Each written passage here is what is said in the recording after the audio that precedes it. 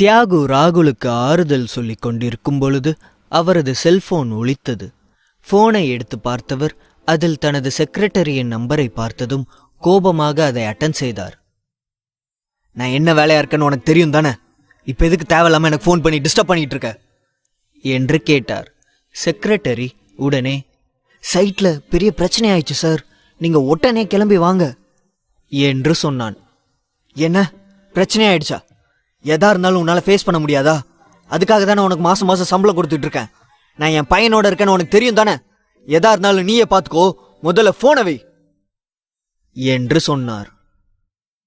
Sorry sir, என்னால சமாளிக்க முடிஞ்சா நானே சமாளிச்சிருவேன்.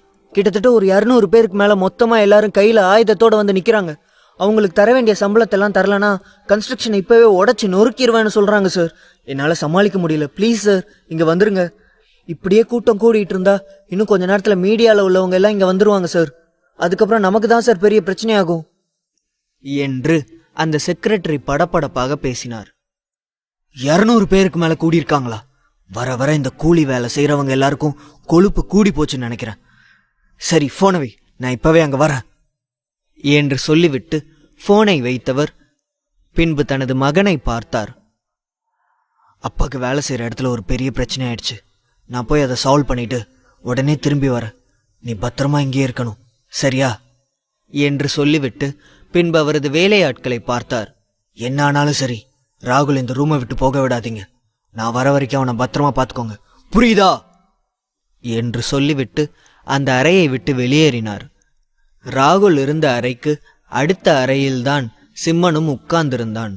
அவ்வளவு நேரம் அந்த சாமியார் ராகுலின் ஆவியோடு போராடி கொண்டிருந்த அதே நேரம் சிம்மன் தனது காப்பர் வாளை வைத்து அந்த ஆவியை இயக்கிக் கொண்டிருந்தான்.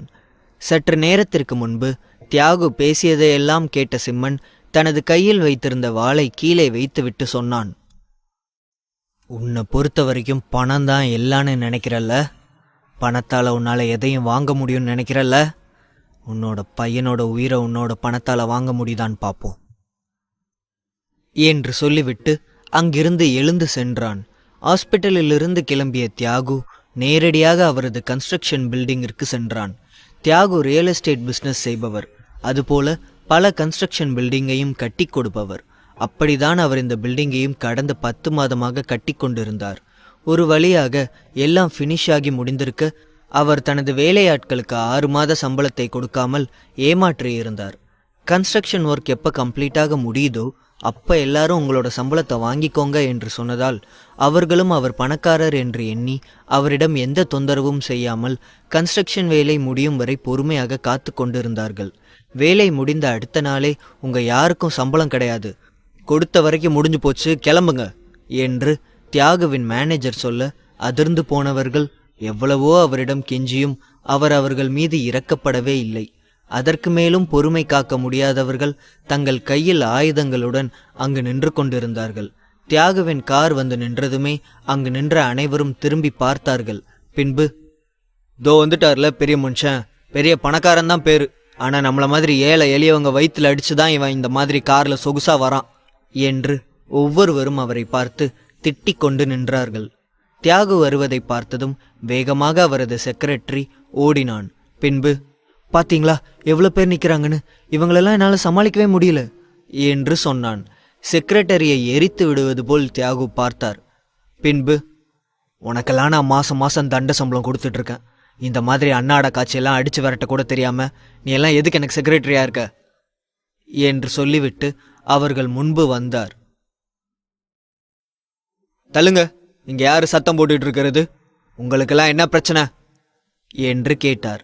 அவர் அப்படி கேட்டதும் அங்கிருந்த அனைவரும் கத்தி கொண்டு தங்கள் வாயில் வந்த ஏதேதோ வார்த்தைகளை பேசினார்கள்.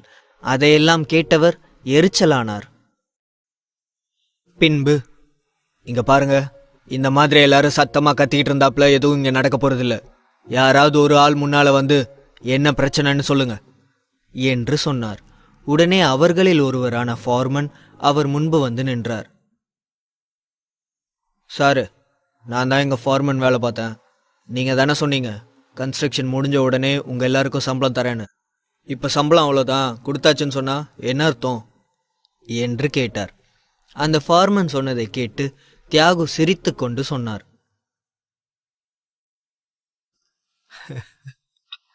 சம்பளம் கொடுத்தாச்சு, அவ்வளோதானா?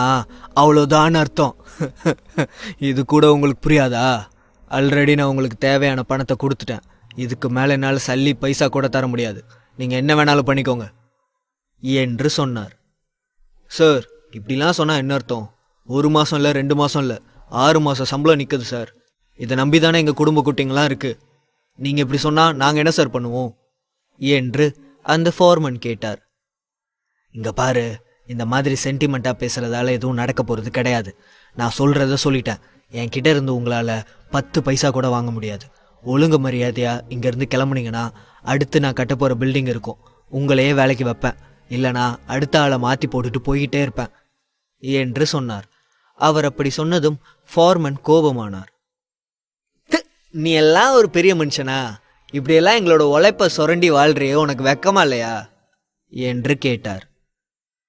உடனே தியாகு சிரித்து கொண்டு, உண்மையை சொன்னா எனக்கு வெக்கமா இல்லை தான். நான் இந்த தொழிலுக்கு வர்றதுக்கு முன்னாடி கேங்ஸ்டராக இருந்தேன். உன்னை மாதிரி எத்தனையோ பேரை பார்த்துட்டேன். வெளிப்படையாகவே சொல்கிறேன். ஆமாம், உங்களோட காசெல்லாம் நான் எடுத்துட்டேன் தான். உங்களால் என்ன பண்ண முடியும்? போலீஸில் கேஸ் கொடுக்க முடியுமா? கொடுங்க. கோர்ட்டு கூப்பிடுறீங்களா? வாங்க. உங்களுக்கு நான் கொடுக்க வேண்டிய பணத்தை விட 5 மடங்கு பணம் கொடுத்து நான் இதிலிருந்து தப்பிச்சாலும் தப்பிப்பனே ஒழிய உங்களை மாதிரி பிச்சைக்கார நாய்ங்களுக்கெல்லாம் என்னோட காசை நான் கொடுக்க மாட்டேன் என்று சொன்னார். அவர் சொன்னதை கேட்டதும் அங்கிருந்த அனைவரும் கோபமாக கத்திக்கொண்டு அவரிடம் வந்தார்கள். அவர் அசையாமல் அவர்களை பார்த்து சிரித்து கொண்டே இருந்தார். அப்பொழுது திடீரென்று அந்த பில்டிங்கின் 30வது மாடியில் யாரோ ஒருவன் கீழே குதிப்பதற்காக தயாராக நின்று கொண்டிருந்தான். அதை அங்கிருந்த அனைவரும் பார்த்தார்கள். அங்க பாருங்க, நம்மள யாரோ ஒருத்தர் தற்கொலை பண்ணிக்கிறதுக்காக மாடிக்கு போயிட்டான் என்று சொல்ல அனைவரும் மாடியில் நின்றவனை நிமிர்ந்து பார்த்தார்கள். தொடரும்.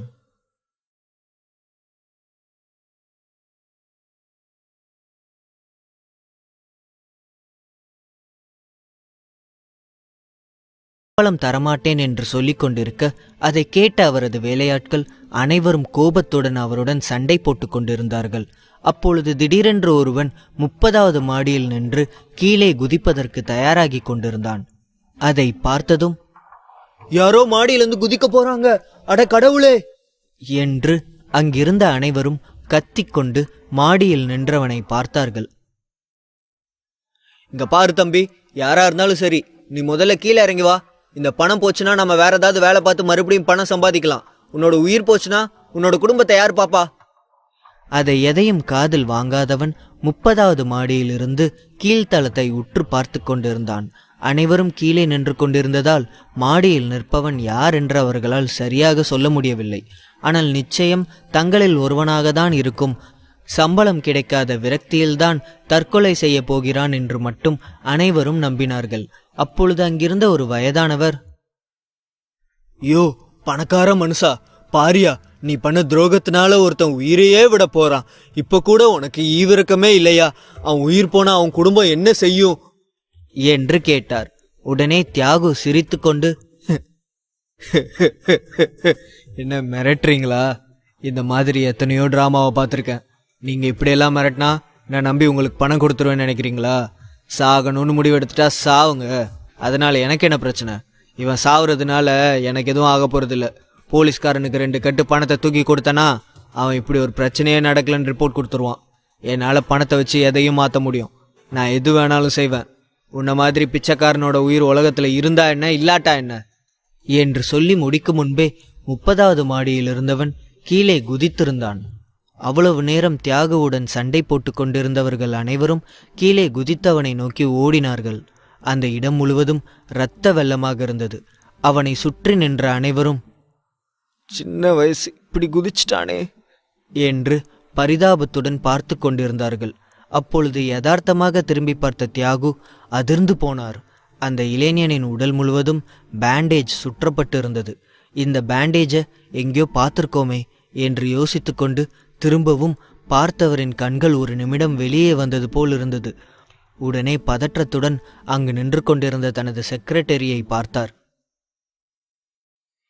ஏய், சீக்கிரமா அங்க விழுந்து கிடக்கிறது யாருன்னு பாரு. எனக்கு என்னமோ அது என் பையன் ராகுல் மாதிரி இருக்கு என்று சொன்னார். உடனே செக்ரட்டரி, சார், நீங்க எதுக்கு இப்ப இப்படி சொல்றீங்க? ராகுல் சார் எதுக்கு இங்கே வரப்போகிறாங்க? அவர் தான் ஹாஸ்பிட்டலில் இருக்காரு என்று சொன்னான். அது எனக்கு தெரியும், ஆனால் அவனோட உடம்புல ஃபுல்லாக பேண்டேஜ் சுற்றி இருக்கு. அது ராகுல் உடம்புல சுற்றி இருந்த மாதிரியே இருக்கு. சீக்கிரம் போய் பாரு என்று செக்ரட்டரியை பார்த்து கத்தினார். ஓகே சார், நான் இப்போவே பார்க்குறேன். நீங்கள் ஒன்றும் பயப்படாதீங்க, கண்டிப்பாக அது ராகுல் சாராக இருக்காது என்று சொல்லிக்கொண்டே வேகமாக கீழே விழுந்து கிடந்த அந்த இளைஞனின் அருகில் சென்றான். அந்த இளைஞனின் முகத்தை மெதுவாக திருப்பி பார்க்க அவனது பாதி முகம் சிதைந்திருந்தது. பாதி முகத்தை வைத்து அவன் ராகுல் தான் என்று அந்த செக்ரட்டரி அடையாளம் கண்டு கொண்டான். உடனே, சார் சார், இது உங்க பையன் ராகுல் தான் என்று பதற்றத்துடன் சொன்னான். செக்ரட்டரி சொன்னதை கேட்டதும் அதிர்ந்து போன தியாகு வேகமாக ஓடி சென்று அந்த இளைஞனின் முகத்தை பார்த்தவர் தனது இமேஜை மறந்து அப்படியே தரையில் சரிந்தார்.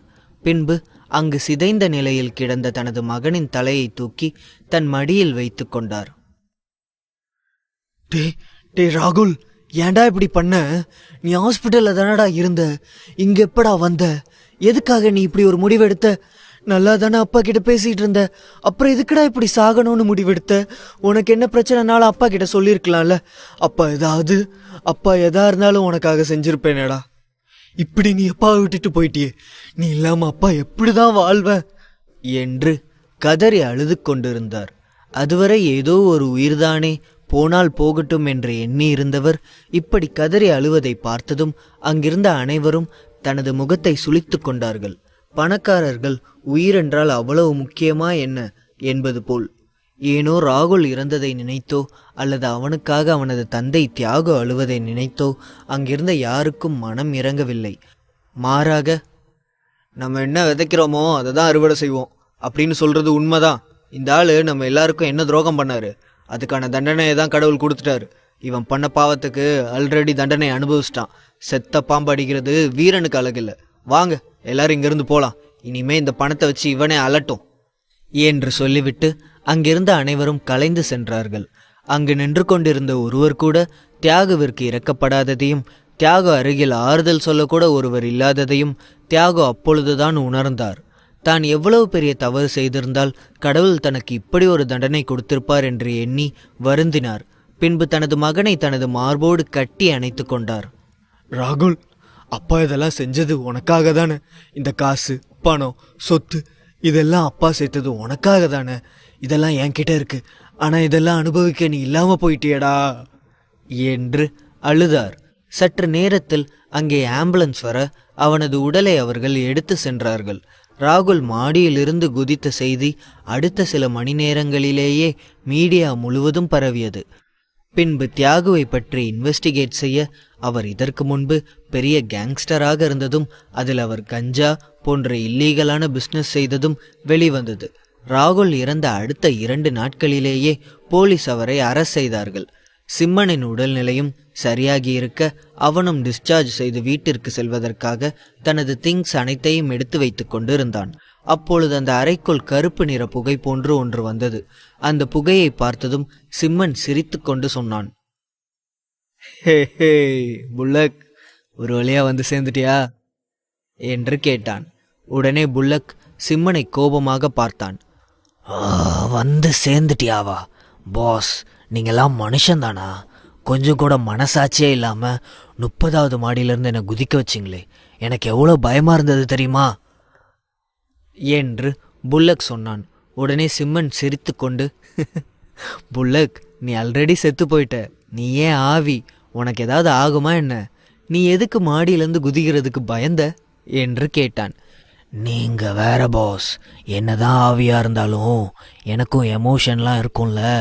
10வது மாடியிலேருந்து குதிக்கும் போது எப்படி இருந்துச்சு தெரியுமா? என்னதான் ஆவியா இருந்தாலும் ஒரு காலத்துல நானும் மனுஷனா வாழ்ந்தவன் தானே, அப்போ அந்த பயம் எனக்குள்ள இருக்கும் தானே. இனிமே இப்படி ரிஸ்கான வேலைலாம் தயவு செஞ்சு எனக்கு கொடுக்காதீங்க பாஸ் என்று சொன்னான். தொடரும்.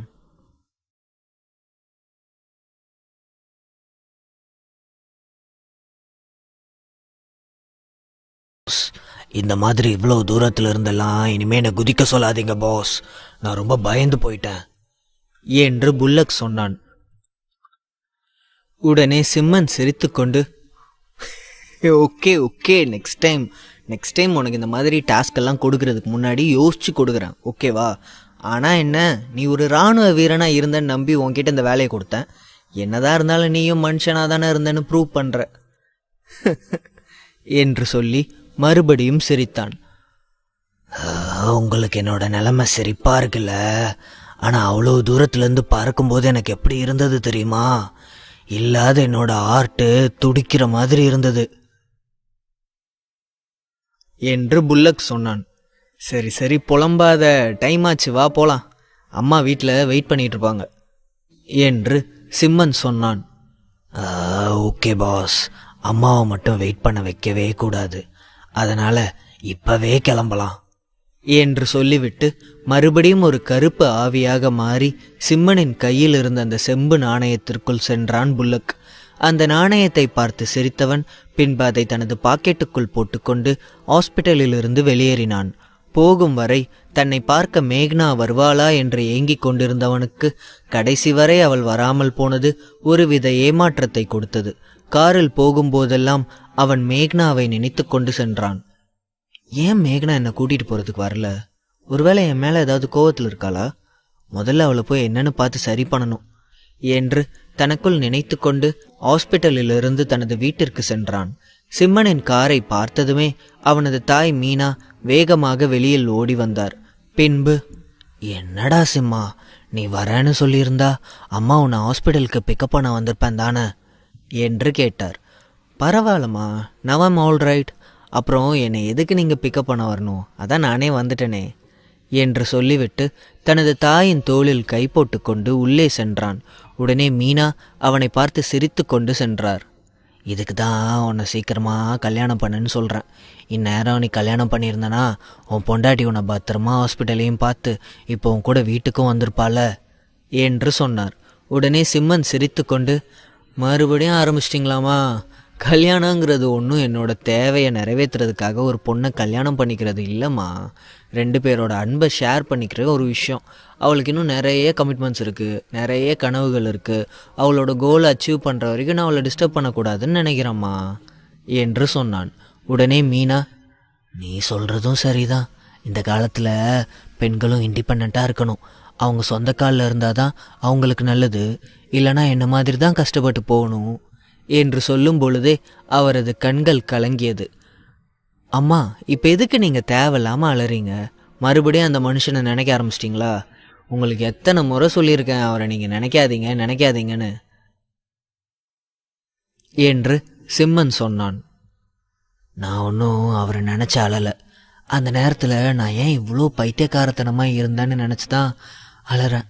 ஒருவேளை இப்போ இருக்கிற பொண்ணுங்க மாதிரி அப்போ நானும் எனக்கான ஒரு கோலை ஃபிக்ஸ் பண்ணிவிட்டு அது பின்னால் நானும் ஓடி இருந்தேன்னா உன்னை வச்சுட்டு நான் அவ்வளோ கஷ்டப்பட்டுருக்க மாட்டேன்ல. உங்கள் அப்பா இல்லாமல் நான் எவ்வளோ கஷ்டப்பட்டேன்.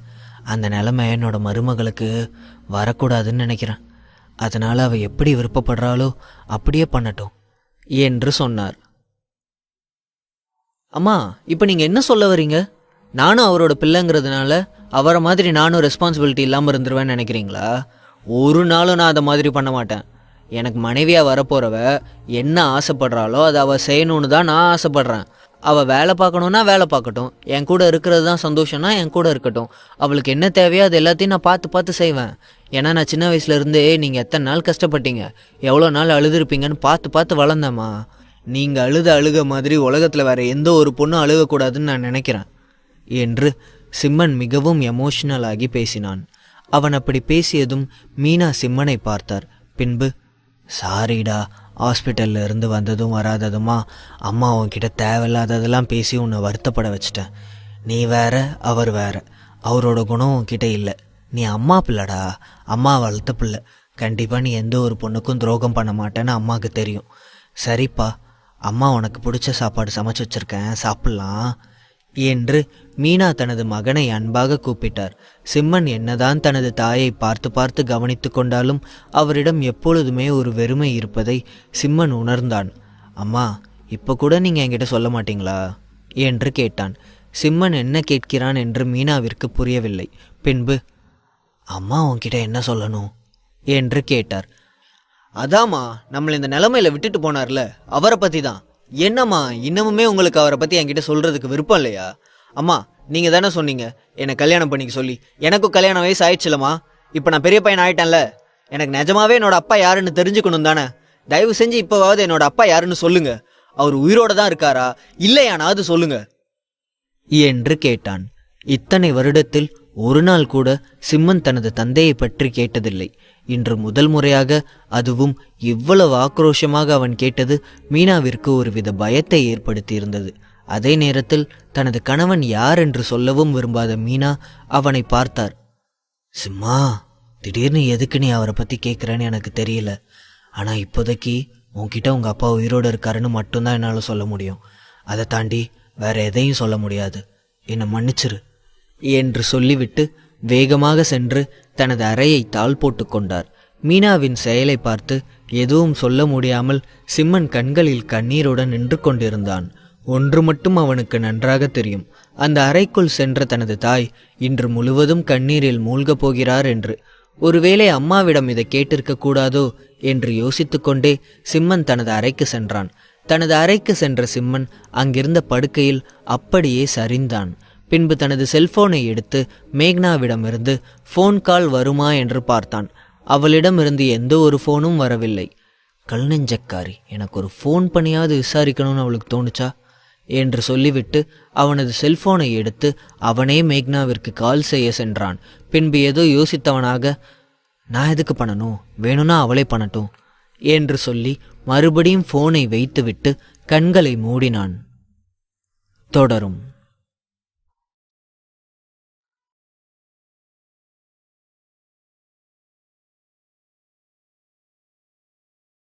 வேகமாக குளித்து கிளம்பி தனது அறையிலிருந்து கீழே வந்தான். மீனா வழக்கம் போல் சமைத்து டைனிங் டேபிளில் சாப்பாடு வைத்து கொண்டிருந்தார். அவரது முகம் முழுவதும் அழுது அழுது வீங்கி இருந்ததை சிம்மனால் நன்றாக உணர முடிந்தது. அவரது அருகில் தயங்கியபடியே வந்தான். பின்பு அம்மா என்று கூப்பிட்டான். வாசுமா, சாப்பிடு என்று எதுவும் நடக்காதது போல் மீனா நடந்து கொள்ள அதை பார்த்ததும் சிம்மனுக்கு இன்னும் வருத்தமானது. உடனே எழுந்து சென்று தனது தாயை கட்டி கொண்டான். அம்மா, ஐம் ரியலி சாரி. உங்களை கஷ்டப்படுத்தியிருந்தா என்னை மன்னிச்சிருங்க. நான் உங்களை காயப்படுத்தணும்னு இதை கேட்கல. இனிமே நான் கேட்கவே மாட்டேன் இதை பற்றி என்று சொன்னான். உடனே மீனா, ஒன்றும் இல்லை விடு, நீயே இப்போதான் உடம்பு சரியாகி வந்திருக்க.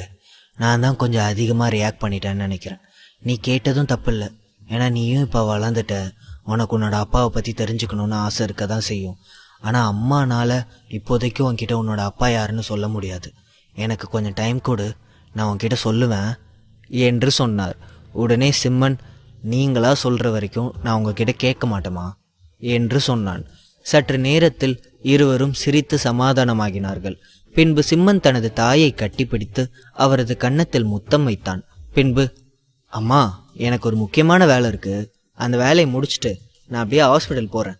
நீங்கள் மெதுவாக கிளம்பி ஹாஸ்பிட்டல் வந்தால் போதும், ஓகே என்று சொல்லிவிட்டு தனது வீட்டிலிருந்து வெளியேறினான். சிம்மன் வீட்டிலிருந்து போகும் வழியில் ஒரு பொக்கே ஷாப்பில் ஒரு பொக்கே வாங்கி கொண்டான். பின்பு அங்கிருந்து அவன் நேராக ஆயிஷாவின் சமாதி இருக்கும் இடத்திற்கு சென்றான். அந்த இடத்திற்கு சென்றதுமே அவனது கண்கள் மெதுவாக கலங்கியது. பின்பு அந்த சமாதி முன்பு முட்டி போட்டு அமர்ந்தவன் அதில் அவளுக்கு மிகவும் பிடித்த துளிப்பூவை வைத்தான். பின்பு, ஆயிஷா, ஐம் ரியலி சாரி. என்னால் உன்னோட உயிரை காப்பாற்ற முடியல. ஆனால் நீ ஆசைப்பட்டதை நான் செஞ்சிட்டேன். நீ போன இடத்துக்கு அந்த ராகுலையும் நான் அனுப்பிட்டேன். நான் ஒரு டாக்டர். நான் உயிர்களை காப்பாற்றணுமே தவிர எந்த உயிரையும் எடுக்கக்கூடாது. ஆனால் என்னோடய எத்திக்ஸையும் மீறி ஒரு உயிரை நான் கொண்டிருக்கேன். அதில் எனக்கு எந்த ஒரு கில்ட்டினஸும் கிடையாது. ஏன்னா அந்த மாதிரி ஒரு மிருகம் இந்த உலகத்தில் இருந்தால் உன்ன மாதிரியான அப்பாவியான நிறைய உயிர் போயிடும்.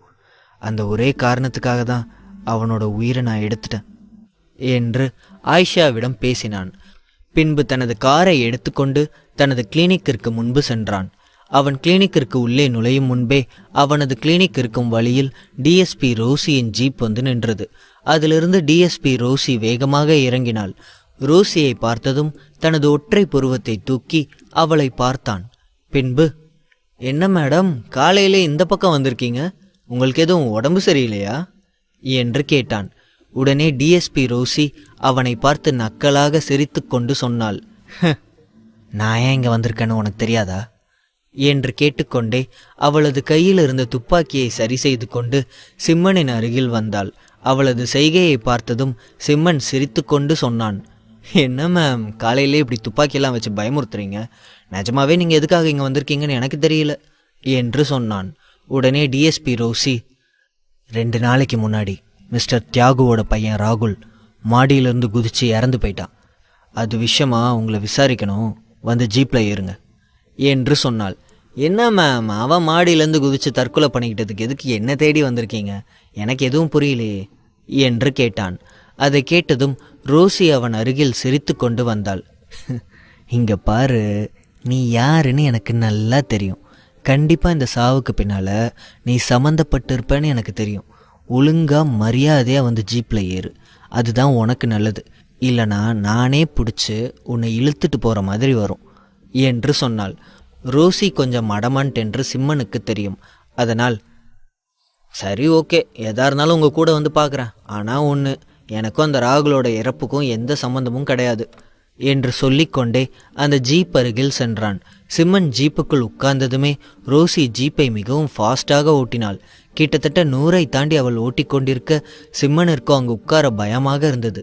மேலே இருந்த கம்பியை சிம்மன் இறுக பிடித்து கொண்டு ரோசியை பார்த்தான். என்ன மேம், காரையே இந்த ஓட்டுறீங்க? உங்களுக்கு லா தெரியும் தானே, நீங்களே லாவை மீறலாமா என்று அவன் கேட்க, அவன் சொன்ன எதையும் காதில் வாங்காமல் அவள் இன்னும் ஃபாஸ்டாக காரை ஓட்டி கொண்டு சென்றாள். சிம்மனோ, ஹாஸ்பிட்டலிருந்து வந்ததும் வராதமா இந்த பேய்கிட்ட சிக்கிட்டோம் போலையே என்று நினைத்து கொண்டு அவளை ஒரு மார்க்கமாக பார்க்க, அப்பொழுது செம்பு நாணயத்திற்குள் இருந்து வெளியே வந்த புல்லக் பின் சீட்டில் உட்கார்ந்து கொண்டான். என்ன பாஸ், இவ எந்த ஊருக்காரி, இந்த ஓட்டுறா என்று கேட்டான். உடனே சிம்மன், இப்போ உன்னை யாரா வெளியே வர சொன்னா என்று அவளுக்கு கேட்காதவாறு கேட்டான். பாஸ், ஜீப் நல்லா குலுங்குறத பார்க்க ஜாலியாக இருந்தது, அதான் சரி வெளியில் என்ன நடக்குது பார்க்கலான்னு வந்துட்டேன். சும்மா சொல்லக்கூடாது, இந்த போலீஸ்கார பொண்ணு ரொம்ப அழகாக தான் பாஸ் இருக்குது. அது மட்டும் இல்லை, எனக்கு தெரிஞ்சு அந்த போலீஸ்கார பொண்ணுக்கு உங்கள் மேலே ஒரு கண்ணுன்னு நினைக்கிறேன் என்று புல்லக் சொன்னான். உடனே சிம்மன், நானே கடுப்பில் இருக்கேன், என்கிட்ட அட்டி வாங்காத, அமைதியாவா என்று சொன்னான். சிம்மன் சற்று சத்தமாக சொல்லிவிட அது அங்கு கார் ஓட்டி கொண்டு வந்த ரோசியின் காதிலும் விழுந்தது. உடனே சிம்மனை பார்த்து முறைத்து கொண்டு சொன்னாள், என்ன நீ அடிப்பியா என்று கேட்டாள். உடனே சிம்மன், உங்களை போய் நான் எப்படி அப்படியெல்லாம் சொல்லுவேன், நான் உங்களை சொல்லலை என்று சொன்னான். உடனே ரோசி அவனை பார்த்து முறைத்தாள். பின்பு, இந்த காருக்குள்ளே இருக்கிறது ஒன்று நீ, இன்னொன்று நான், நீ என்னை பார்த்து சொல்லலை அப்படிதானே என்று கேட்டாள். உடனே பின்னால் இருந்த புல்லக், பாஸ் அதான் கேட்குறாங்கல்ல, சொல்லுங்க பாஸ், சொல்லுங்க, இந்த புல்லக்கை பார்த்து சொன்னேன்னு சொல்லுங்க பாஸ் என்று சொன்னான். டீ, நிஜமா நீ என்கிட்ட அட்டி வாங்கிடுவாடா என்று சிம்மன் புல்லக்கை பார்த்து சொன்னான். உடனே ரோசி மறுபடியும் அவனை பார்த்து முறைத்து கொண்டு பேசினாள். என்னை பார்த்தா உனக்கு பையன் மாதிரி இருக்கா? போலீஸ் யூனிஃபார்ம் போட்டிருந்தா பொண்ணெல்லாம் உங்களுக்கு பையனா என்று மறுபடியும் அவனை பார்த்து வசைப்பாட ஆரம்பித்தாள். உடனே சிம்மன் தனது தலையில் கை வைத்து கொண்டு சொன்னான். அட கடவுளே, உயிரோடு இருக்கிறதுக்கும் செத்ததுக்கும் நடுவில் மாட்டிக்கிட்டு முழிக்கிறேனே கடவுளே, என்னை இதுங்க 2 கிட்ட இருந்தும் காப்பாற்ற மாட்டியா என்று புலம்பினான்.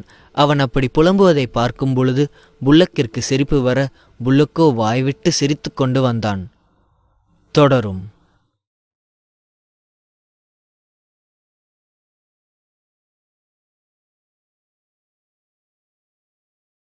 என்னை பார்த்தா உனக்கு ஆம்பளை மாதிரி தெரியுதா என்று கோபமாக கேட்டாள். சிம்மனோ, நான் உங்களை சொல்லலை டிஎஸ்பி மேடம் என்று அவளை சமாதானம் செய்ய முயற்சித்து கொண்டிருந்தான். அதையெல்லாம் பின் சீட்டிலிருந்து புல்லக் பார்த்து சிரித்து கொண்டு வந்தான். புயல் வேகத்தில் ரோசியின் கார் அந்த போலீஸ் ஸ்டேஷனிற்குள் நுழைந்தது. அவளது ஜீப்பை பார்த்ததுமே அங்கிருந்த போலீசார், கான்ஸ்டபிள் அனைவரும் ரோசியை பார்த்து சல்யூட் அடித்து கொண்டு நின்றார்கள். அவர்கள் யாரையும் நிமிர்ந்து பார்க்காத ரோசி வேகமாக சிம்மனை கூட்டிக் கொண்டு இன்ட்ரோகேட்டிங் அறைக்குள் சென்றாள்.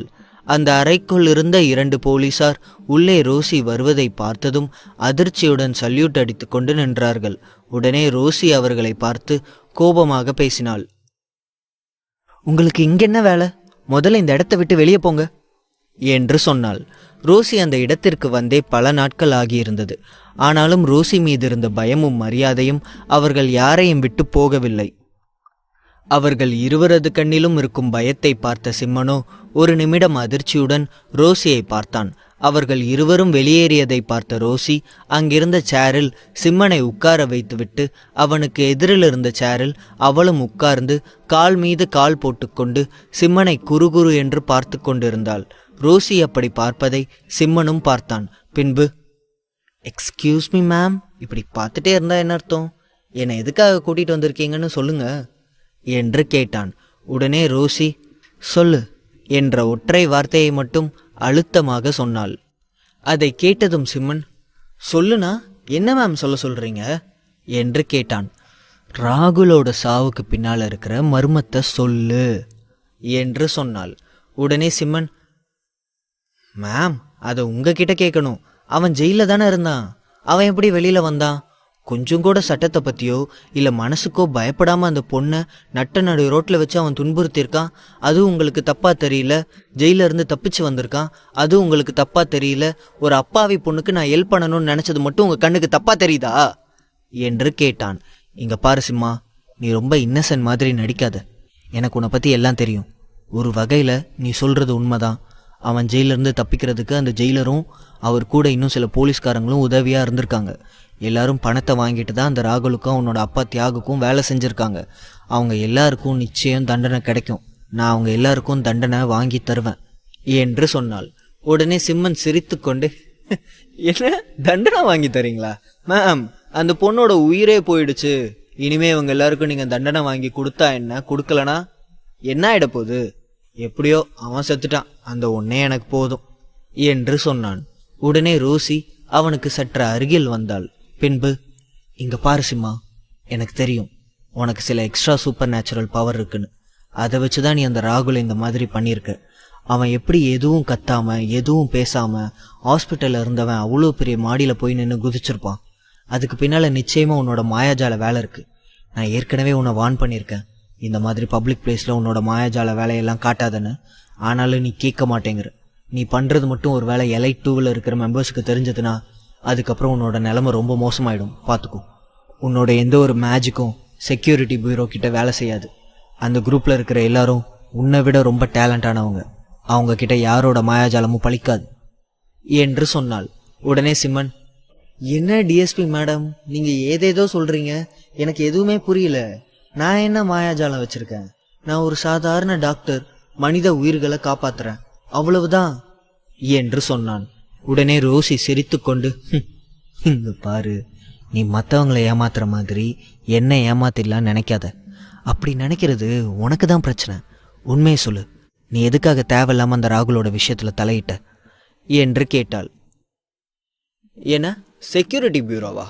அப்படின்னா என்ன என்று சிம்மன் அவள் சொன்ன எதுவும் புரியாமல் கேட்டான். உடனே சட்டென்று சுதாரித்து கொண்டவள், அது ஒன்றும் இல்லை, அதை பற்றி உனக்கு தெரியணும்னு எந்த அவசியமும் இல்லை. நான் கேட்ட கேள்விக்கு மட்டும் பதில் சொல்லு என்று சொன்னாள். சரி, நீங்கள் இவ்வளோ தூரம் கேட்குறதுனால நானும் இதுக்கு மேலே உங்ககிட்ட எதையும் மறைக்க விரும்பல. ஆமாம், நிஜமாக நான் என்னோடய எபிலிட்டியை பயன்படுத்தினேன் தான். அதுக்கு காரணம் நீங்கள் தான். நீங்கள் மட்டும் ஒழுங்காக ப்ராப்பராக ஒர்க் பண்ணியிருந்தா நான் எதுக்கு இந்த மாதிரி பண்ண போகிறேன்? எனக்கு தேவை அந்த பொண்ணுக்கு நியாயம் கிடைக்கணும், அது கிடைச்சிடுச்சு, அது போதும் என்று சொன்னான். அவன் சொன்னதை கேட்ட ரோசி கோபமானாள். அப்படின்னா நாங்கள் எல்லாருமே அவங்க பக்கம் இருக்கோன்னு சொல்றியா? அந்த பொண்ணுக்கு நியாயம் கிடைக்கக்கூடாதுன்னு நான் நினச்சேன்னு சொல்றியா என்று கோபமாக கேட்டாள். உடனே சிம்மன், நீங்கள் நினச்சிங்களா இல்லையான்னு எனக்கு தெரியாது, ஆனால் உங்களோட சட்டத்தினால அந்த பொண்ணோட உயிரை காப்பாற்ற முடியல. அந்த பொண்ணுக்கு ஒரு நியாயம் வாங்கி கொடுக்க முடியல. அதை நான் வாங்கி கொடுத்தேன், அதில் என்ன தப்பு என்று கேட்டான். அவன் சொன்னதை கேட்டதும் கடுப்பான ரோசி திடீரென்று அங்கிருந்த சர்வேலன்ஸ் கேமராவை அமர்த்தினாள்.